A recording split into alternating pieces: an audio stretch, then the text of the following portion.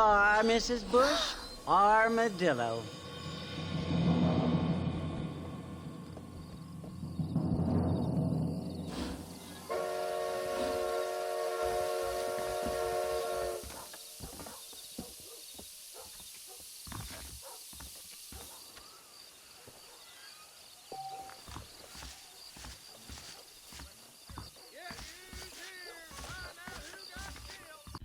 Red Dead Redemption is a beloved classic, one that raised the bar from what people expected from their games, and truly pushed the boundaries of open-world games and video game characterization and storytelling when it came out in 2010.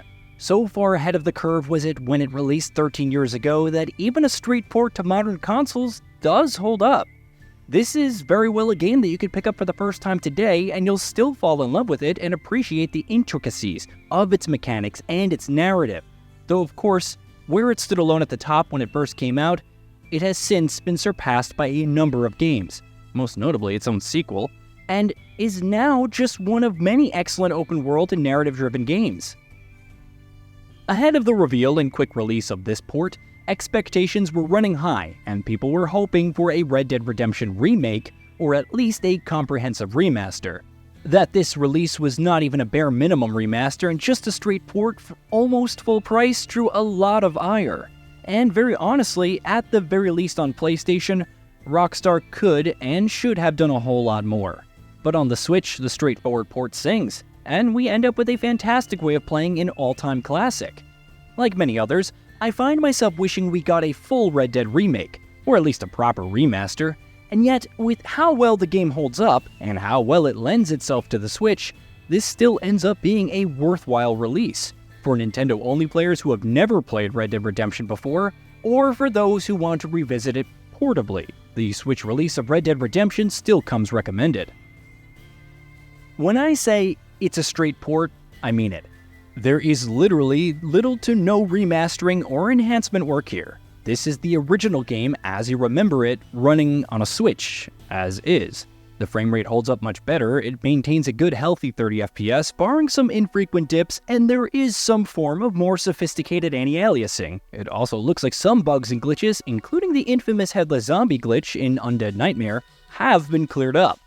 Other than that, this is pretty much Red Dead Redemption as it was. Now, I got the railway, the people who pay my salary, trying to get me to turn a blind eye to them burning down settlements up there. I got a bunch of cattle rustlers out near Box Canyon needs shutting down.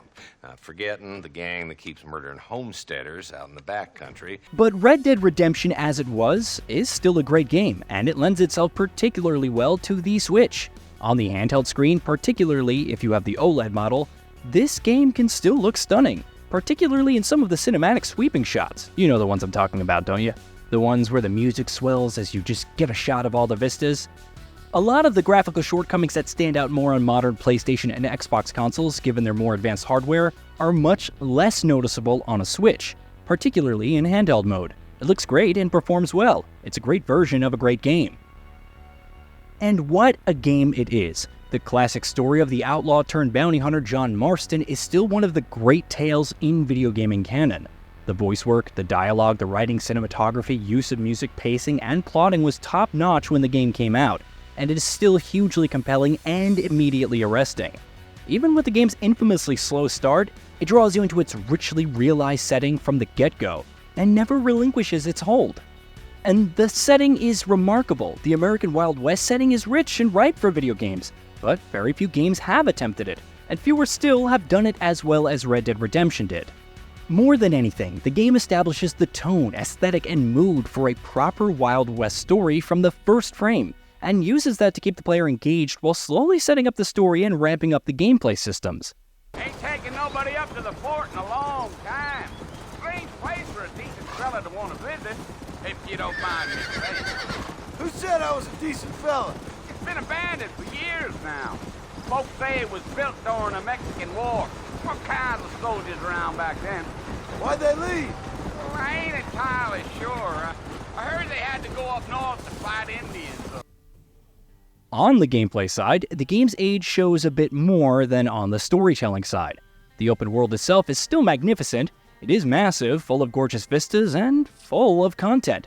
random dynamic events, and so many things to find, so many things to do, that all feed into the interlocking mesh of systems. The honor and fame systems, honor functioning as a morality system that decides just how other characters in the game respond to you, and fame simply being how aware the world is of you and your exploits, it all still holds up. And it's actually remarkable that they are this fleshed out and this nuanced and reactive, given that this was a game made for hardware that had very limited resources to work with.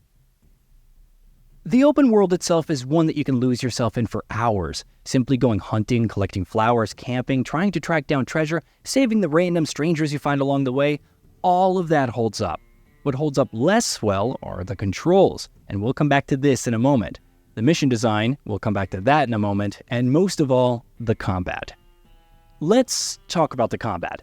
Look, I'm just gonna come out and say it. Rockstar sucks at proper gunplay. Max Payne 3 was miraculously one of the greatest playing third-person shooters of all time, but that aside, the gunplay in their games has never really been good, and that is very much the case here. The entire combat here is reliant on a fairly rudimentary cover system and an auto-aim where you more or less have to trust that the aiming is automatically locking onto someone that you want to shoot, because you sure as heck won't be able to do that yourself with how poor the controls are. There was a Fallout 3 VAT-style dead-eye mechanic included, where time slows down and you can aim more finely, but again, all of that just reinforces how clunky the combat was just to begin with. It is just about functioning enough to not detract from what it's going for, in part because the use of music and cinematography during gunfights is excellent and does a lot of the heavy lifting, but this is definitely one of the areas where the game shows its age. The controls in general do. While they're not as infamously clunky as they were in Red Dead Redemption 2, they are pretty damn bad. They're easier to palette in more of the intimate handheld play settings of the Switch, absolutely, but again, this is an area where I wonder why Rockstar couldn't have just added some improvements or quality of life options to this release. They don't even have a gyro-assisted aiming setting here.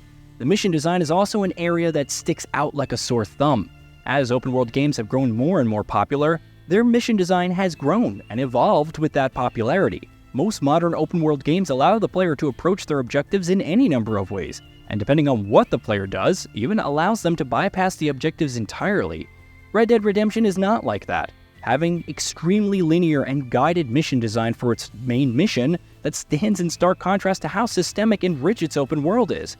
In a way, you get it. Rockstar have prioritized their cinematic storytelling here in the main story missions, which is obviously at odds with and limits player agency. It's a different set of priorities and approach to open world design, but it does stick out like a sore thumb relative to the other modern entrants in the genre. And while it is a valid approach to designing an open world, it can be an adjustment period.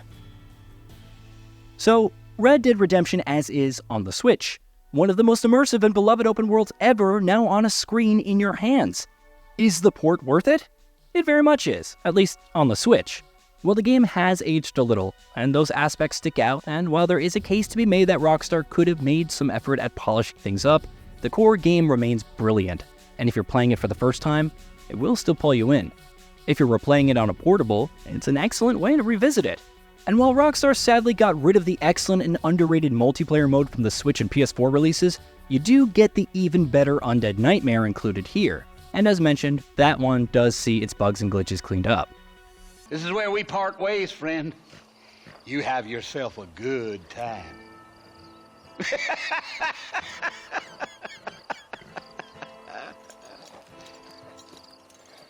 I think on a broader level, it is fair to expect Rockstar to do more, and to wish that a game as important and beloved as Red Dead Redemption was being treated better. But taking this release for what it is, a straight port of a beloved classic to the Switch, it holds up well, and is worth revisiting, worth recommending. If you've never played Red Dead Redemption before, or the idea of revisiting it on a portable appeals to you, this port comes hugely recommended. But if you were hoping for a more robust release, sadly this isn't that. It's hard to tell if Rockstar will ever put in any time and money needed to do justice to a Red Dead re-release, but even if they don't, at least now we have the original classic playable on all modern consoles. Hey, did you know that we at Gaming Bolt upload new videos every day? Stick around, drop a like, subscribe, and hit that bell, and let us know what kind of content you'd like to see in the future with a comment below.